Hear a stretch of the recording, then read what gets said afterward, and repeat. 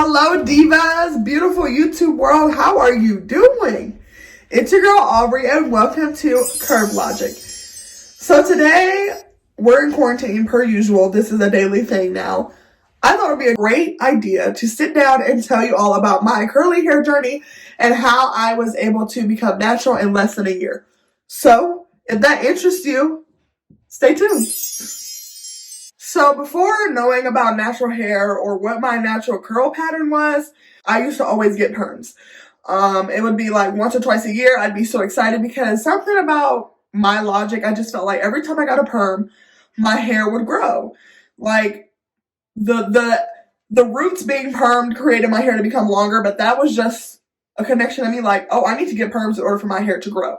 And I'll insert some pictures here of me being, fully permed, rocking the hair, thought I was doing something. But I would hate the process. Every time my mom gave me a perm, I'd be like, oh my God, like this burns. I'm like terrified that I'm going to burn my hair off. But I'd be so excited because I'm like, if I just go through this burn like one more time, then I would be able to get long hair. And that was a twisted way of thinking, but that was my thought process. Now, aside from all this, I've never been one to really do my hair. Like, I'm just not really talented in that aspect, aside from my curly hair now.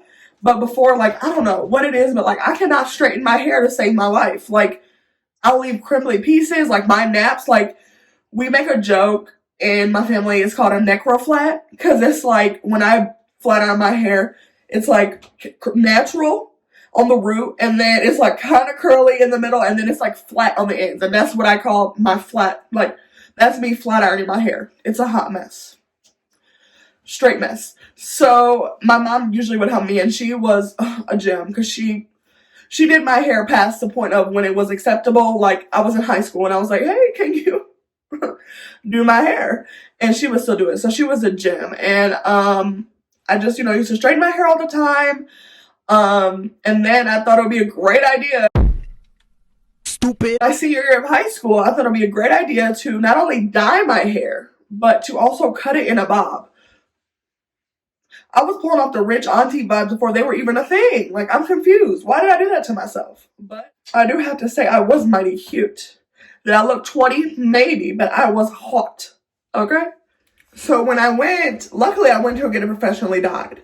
And the girl who did my hair was like, make sure you take care of this, because I dyed it blonde. So it was like a, bleach process and everything like that. And she was like, well, make sure, you take care of it and stuff like that. And I was like, oh, okay, cool. Didn't take care of it. And come to find out, a lot of the blonde pieces I thought, had grew out, they had fell out. So I was rocking a half-ass bob with damaged pieces for most of my senior year. I mean, I thought I was the stuff. No, I was not. But that journey and me, realizing that I really did damage my hair introduced me to the world of weaves. And I got my first weave senior year of high school. So I went and insert a clip here. Y'all couldn't tell me nothing. Yes, my leave out was trash. But everybody got to go through a clown phase. So basically all of my college and high school career was my clown phase. So hopefully me now, I'll learn something or not, But yes, so after I got my first weave, it introduced me to the world of, protective styles and things like that. And I never really sat down and was like, I'm going to go full natural. It just happened to the point where I knew that I needed to. It was just like, okay, Aubrey, you have to do this, or you're not going to have no hair every time you take out these braids or take out these sew-ins. So that's what I decided to do. So after my first weave, I realized, wow, my leave out is trash, but I like doing this. And I saw a big result when I just left my hair alone.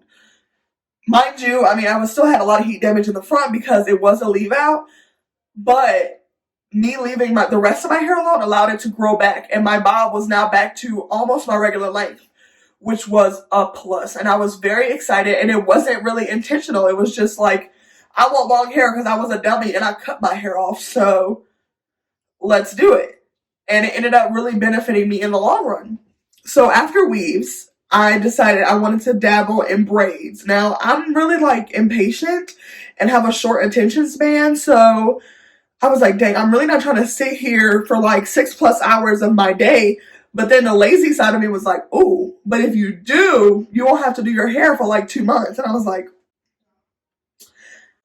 where's the braider? Let's go. So I was able to do that. It was great. I got my first braids. I think it was the beginning of my actual freshman year of college. It was going into college, and I was nervous because I've never gotten braids, never knew how to take care of them. But instantly when I got them, I was in love.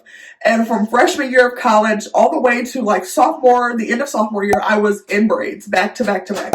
I would go home for a break, wash my hair, cut off the ends if necessary. My mom would help me cut my ends.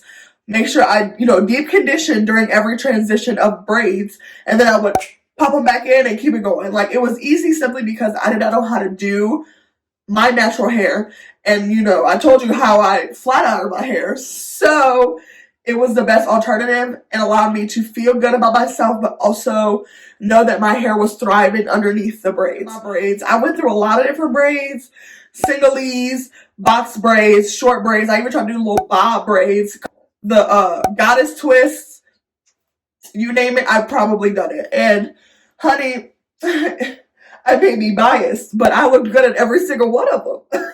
So now that I've mastered all that, I thought that this would be the perfect time to see how my curls were. And so junior year summer, I thought it would be a great idea to just let my curls breathe for the summer and see how I can master these curls. So before, when I first took out my hair, I'll drop a pic here. It was wild. And although it has been a lot of transitioning, I had to cut most of my ends and most of the heat damage off, especially in the front due to my leave outs, because it was just like not able. Like, there were cute curl ringlets in the back like this, but then when you got to the front, they were bone straight. And yeah, RIP to them pieces because I had to cut them off. But it was the only way I could, make my natural hair look and grow like I wanted it to. So I had to take that risk. But it ended up not being as much as I thought it was. It's really only a mental thing, because once you cut those pieces off, there really isn't a difference, and your curls are able to shape and grow how they want to. Fast forward to my first time wearing my curly hair out.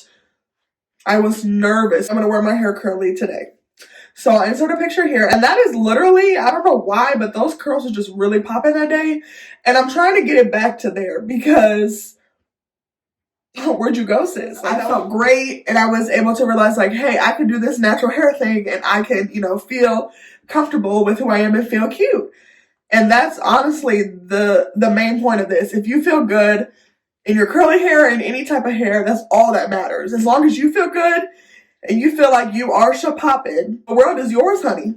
The world is yours. So, as of right now, I am almost 2 years full natural.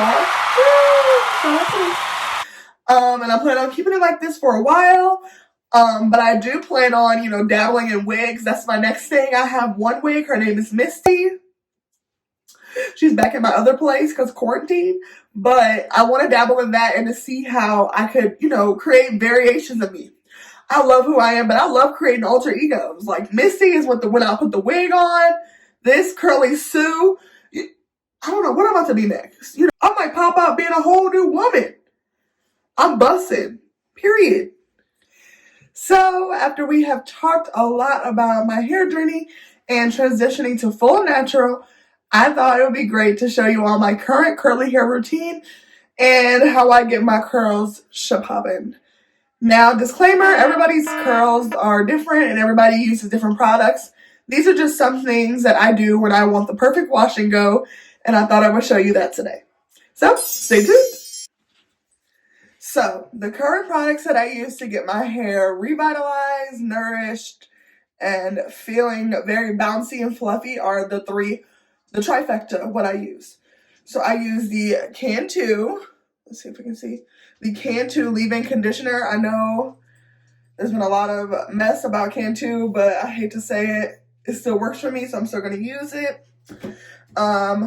Water, of course. I like to put a little bit of regular conditioner in here, not leave in, just a little bit, just to make sure that my detangle process is smooth, because my hair can get matted, honey. It's easy, real easy. So water, and then like 2 squirts of regular conditioner. And then lastly, I like to use just some coconut oil. This just overall helps keep my hair, give that shine and that moisture, to lock in the moisture that I'm giving it. So it's just always benefited me. I put it in this little bowl so I can like microwave it and make it a liquid and then just run it through. So yeah, let's get started. So today I'm going to show you how I achieved my today's hairstyle, which is currently my favorite. It's fun because I like to keep my hair up and on my face, but still, show my length. But first, I like to start off with a little part. So I parted my hair in 4s, but I'm thinking I haven't detangled in a while, TBH. So I'm going to probably do half of the 4th. So what is this, an 8th? Math for you. And just leave it at that and then pin it up and start to detangle. So, I know there are various mixed views about how we should detangle, but I personally prefer a wet detangle, simply because I feel that when I'm doing something dry and just trying to rake through, I feel like I'm taking out way too much hair and just doing the unnecessary pain that my head does not deserve. So, we're going to treat it with love, and I'm going to put, like I said, water and conditioner in here. I prefer hot water, so hot water and then like 1 pump of conditioner, mix it up, and apply it to the hair. So what I first like to do is to spray the ends, because and then just hold it, because those bad boys are what needs the most love in my hair particularly. And then I'm just going to douse it. Like, I'm probably going to make sure the hair is dripping, just because that for me, see, it's easily starting to detangle. I mean, obviously I have to do a lot more, but this for me just makes me feel that my hair is getting the moisture it needs, but also the kinks that you can rarely see are also going to come out when the hair is wet. So I like to do that, and then I like to get a wide tooth comb, which you can get any comb from the beauty supply or whatever, and just start at the ends. Make sure you always start at the ends. And be gentle with your hair, because it's been through a lot.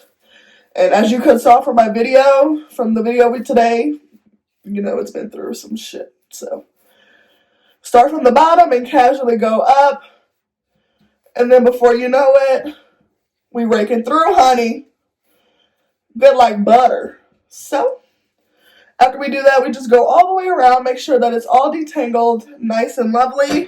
I like to do it extra and go in with the finger detangle too, just so I'm sure and know that it's detangled. And y'all, I feel like a true YouTuber, if you will. I did my first hair tutorial. Look at me, who am I? So next, I like to apply the Cantu leave-in conditioner that we talked about earlier. Don't mind my nails, I did it myself. We in quarantine, so had to make sure they still was looking fly for the video. So I like to take about this much, so I'll show you, like a dime size, and just apply that all over the hair, but make sure you get up here at the roots, because baby, I have thought I detangled and then it wasn't, and it was a hot mess, and it was very matted up there. So make sure you're showing just as much love to the ends as you are showing to your roots, because you can't get new growth if you're not showing love up there. So making sure that's detangled and moisturized is crucial. But yeah, so that's it. So I let that sit, and then we move on to our next part. So I'm going to fast forward this part, because I know y'all don't want to see me sit here and do my hair for 20 minutes. But I will show you when we start to style. When you're trying to be a hair guru and you get your twist tie stuck in your hair. Okay, good. Whew, it came out. I thought it. Tell me why you gotta look at me that way. You know what it does to me. So baby, what you trying to say? Lately all I want is you on top of me.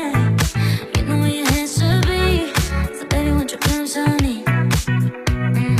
I got you dreaming. You close your eyes, I am screaming. Play with your mind for no reason. I know you love how I tease it. Sure you're showing love to the edges.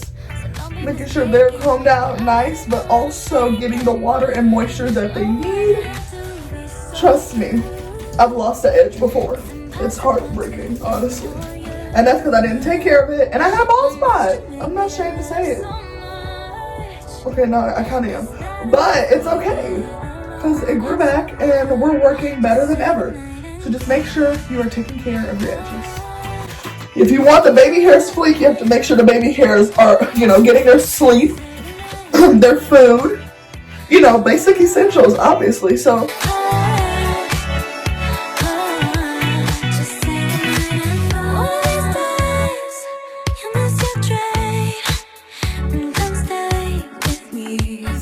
now that your curls are popping, it's time to style. Another point, when you're dealing with heat damage, like I have some heat damage in the front, but I have finger curled it. So what I recommend doing is simply taking a little bit of Cantu or whatever product you're using, put it between your two fingers, and just curling it. Now, when I was transitioning and I had to wear my hair natural, this is what I would do. And you see, you can force a curl and you train your hair, and that's how it works, honey. And you just keep doing that. So what I like to do first is to take your wide tooth comb and to part down the middle of your head. Now this was already done from earlier for me, but just to make sure it's smooth and nicely parted, and then applying water on the part so that you don't have to worry about the part, going missing, because with curly hair, that is possible. Trust me. So just spraying that and just pressing it lightly. So now that you're rocking a slick back middle part, it's time to style. So you need 2 scrunchies. Don't mind mine. Mine still have like BBs on it, but it's all right.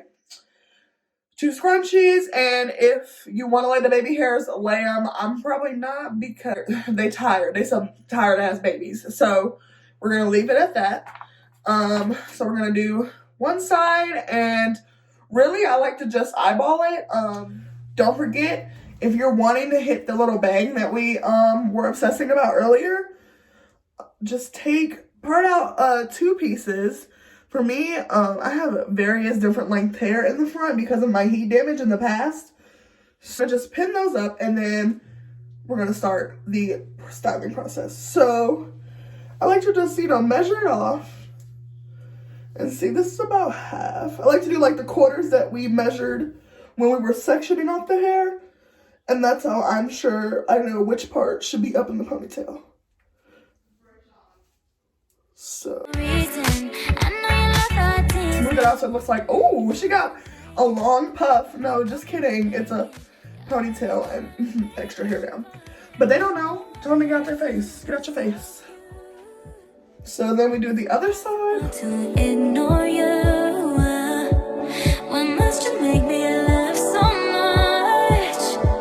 Is that enough? We get along so well. Just say goodnight and that. Okay, so after you have mastered the ponytails, it's now time to tackle the bangs. So we are going to separate them according to the part. Wow, this little piece of Cantu just won't go away.